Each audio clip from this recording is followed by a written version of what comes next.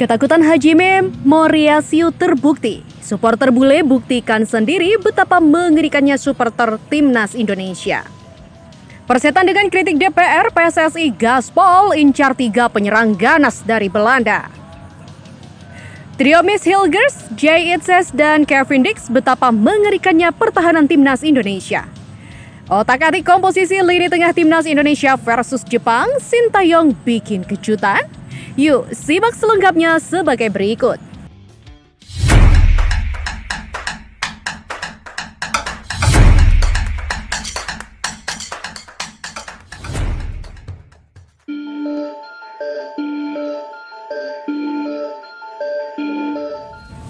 Sebelumnya, pelatih timnas Jepang, Hajime Moriyasu, mengungkapkan bahwa pertandingan melawan timnas Indonesia pada 14 November 2024 mendatang akan menjadi tantangan yang berat. Ia menyoroti kehadiran supporter sebagai salah satu faktor penting yang perlu diwaspadai, bukan hanya pemain seperti Tom Hai atau Rafael Strike. Ia mencatat potensi dukungan massal dari supporter di Stadion Utama Gelora Bung Karno, Senayan, Jakarta yang diperkirakan akan dihadiri oleh 60.000 hingga 80.000 orang itu sangat mengerikan. Kali ini supporter timnas Indonesia asal Inggris ini berbagi pengalamannya ketika menonton di Stadion Utama Gelora Bung Karno.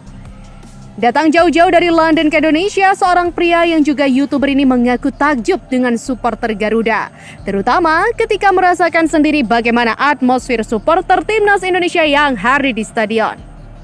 Wasim Khan, seorang YouTuber asal Inggris yang tertarik membuat konten seputar Indonesia. Sejak di Indonesia, ia sudah berkeliling di beberapa kota seperti di Aceh, Bandung, Lombok, Jogja, Bali, dan juga Jakarta. Wasim mengaku betah berlama-lama di Indonesia karena terpesona. Tak hanya karena keindahan alamnya, tapi juga kebaikan orang Indonesia yang selalu tersenyum dan menyambutnya dengan baik. Kata Wasim Khan, menurutnya salah satu alasannya adalah kebaikan hati masyarakat, keindahan negaranya, gairahnya, dan dia juga tidak pernah pergi ke negara di mana orang-orang itu tersenyum. Selain mengagumi keindahan alam serta kebaikan orang Indonesia, Wasim juga mengaku takjub dengan supporter timnas Indonesia. Ia sudah beberapa kali menonton pertandingan sepak bola di Indonesia, mulai dari pertandingan timnas Indonesia di GBK hingga Liga Indonesia. Bahkan, ia juga hafal salah satu lagu yang biasa dilantangkan oleh supporter di stadion. Supporter timnas Indonesia yang begitu antusias juga membuatnya kagum. Dan tak hanya itu, saat penonton timnas Indonesia di GBK, ia disambut hangat oleh supporter lain yang hadir. Supporter timnas Indonesia memperlakukannya seperti keluarga. Bahkan di setiap pertandingan timnas Indonesia, orang-orang memperlakukanku seperti keluarga. Demikian dikatakan oleh Wasim Khan. Dan sobat, berita selanjutnya, Anita Jacoba sempat mengkritik program naturalisasi yang dilakukan oleh PSSI dan Kemenpora saat rapat paripurna pemberian kewarganegaraan 3 atlet sepak bola keturunan Indonesia. Anita berharap semoga naturalisasi itu menjadi yang terakhir. Ia menganggap bahwa Indonesia tidak kekurangan atlet. Banyak bakat-bakat di daerah yang bisa dimanfaatkan untuk membela timnas Indonesia tanpa harus naturalisasi. Bak ogah mendengar ocehan Anita ini, PSSI langsung incar 3 striker asal Belanda ini. Sekjen PSSI Yunus Nusi mengatakan beberapa penyerang yang masuk radar PSSI masih dalam proses. Ya, kita tetap dalam proses. Striker kita masih dalam proses, ujarnya kepada awak media termasuk Alkezon pada Senin 4 November 2024. Dia juga mengatakan kami belum bisa mengumumkan namanya, sebab kita akan menemui beberapa hambatan untuk mencari striker yang berdarah Indonesia, kata mantan anggota Exco PSSI ini. Meski tidak mengungkap siapa saja penyerang yang dalam proses, sudah dapat diterka siapa saja penyerang yang dimaksud Yunus Nusi. Siapa saja? Berikut 3 penyerang keturunan yang diburu PSSI untuk memperkuat timnas Indonesia. Di urutan ketiga ada Mauro Zylstra, FC Volendam U21. Dalam beberapa kesempatan, Mauro Zylstra juga mengaku sudah mengirimkan berkas naturalisasi kepada PSSI. Pernyataan itu pertama kali diungkapkan Mauro di medio Agustus 2024. Namun hingga PSSI memperkenalkan Miss Hilgers, Eliano Reinsder, sampai Kevin Dix sebagai calon pemain timnas Indonesia, Mauro Zylstra tak kunjung mendarat di tanah air. Saat ini Mauro Zylstra berstatus penyerang FC Volendam U21. Berusia 19 tahun dengan tinggi badan mencapai 188 cm, Mauro Zylstra muncul sebagai bomber mematikan timnas Indonesia. Mengutip dari laman Transfermarkt, Mauro Zylstra juga telah mengemas 2 gol dan 1 assist dari 3 penampilan bersama FC Volendam U21. Di urutan kedua ada Ole Roemeny. Sejak Maret 2024, PSSI sudah mendekati penyerang FC Utrecht yang satu ini. Namun, sampai sejauh ini, Ole Roemeny belum mengiyakan bergabung timnas Indonesia, sekalipun sudah dibujuk sang rekan, Ragnar Oratmangun. Bersama FC Utrecht musim ini, Ole Roemeny tampil oke. Dari 9 laga Eredivisie 2024-2025, pesepak bola 24 tahun ini mengemaskan 2 gol. Di urutan pertama ada Emiliano Jonathans. Ya, Emiliano Jonathans saat ini berstatus runner-up top skor Liga 2 Belanda 2024-2025. Dari 13 laga bersama Vitesse Arnhem di Liga 2 Belanda 2024-2025, Emiliano Jonathans mengemas 8 gol dan juga 3 assist.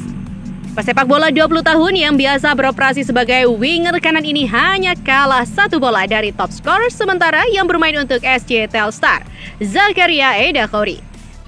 Emiliano Jonathans juga mengaku sudah dihubungi PSSI dan akan mempertimbangkan tawaran tersebut.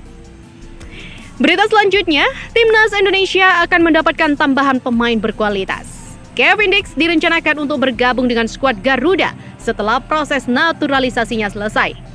PSSI juga menargetkan agar Kevin Dix dapat tampil membela timnas Indonesia dalam pertandingan melawan Arab Saudi yang dijadwalkan pada 19 November 2024 di Stadion Gelora Bung Karno.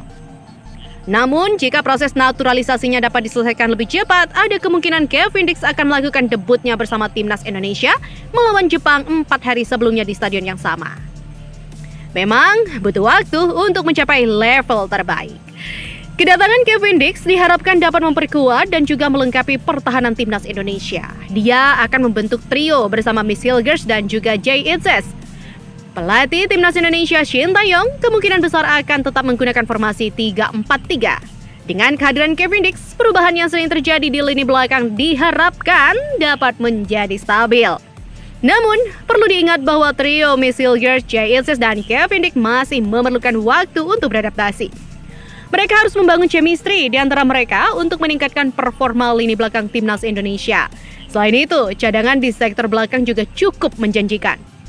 Terdapat Justin Hubner, Jordi Amat, dan Rizky Ridho yang siap diturunkan kapan saja jika diperlukan. Dan pemirsa, inilah berita terakhir. Lini tengah dinilai akan menjadi kunci timnas Indonesia meladeni permainan Jepang dalam laga kelima Grup C putaran ketiga kualifikasi Piala Dunia 2026 zona Asia pada Jumat 15 November 2024 mendatang.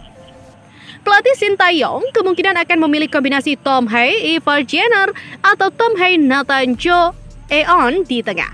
Namun, merujuk komposisi pemain yang ada, juru taktik asal Korea Selatan itu justru di atas kertas bisa juga menurunkan Ricky Kambuaya. Sebagaimana diketahui, para gelandang pilihan Shin Tae-yong ini memiliki karakteristik berbeda. Ada yang ahli dalam mengatur tempo, melakukan tackle, dan juga kuat dalam bertahan dan menyerang alias box to box. Siapapun yang terpilih, mereka akan menghadapi tugas berat melawan Jepang, raksasa Asia, dengan ranking FIFA tertinggi yakni 15. Trio lini tengah ini juga bisa dicoba. Lini tengah dianggap menjadi kunci timnas Indonesia dalam misi merebut poin saat menjamu Jepang di Stadion Utama Gelora Bung Karno, Senayan, Jakarta. Shin Tae-yong juga bisa mencoba berbagai opsi komposisi di lini tengah dalam formasi andalannya 3-4-3. Meski demikian, Shin Tae-yong di atas kertas juga bisa merombak sedikit sistem formasi yang digunakan, di mana timnas Indonesia tampil dengan 3-5-2. Nah, itulah pemirsa informasi-informasi seputar sepak bola yang ada di Indonesia. Ikuti terus channel ini agar kalian tidak ketinggalan informasi sepak bola lainnya. Salam olahraga!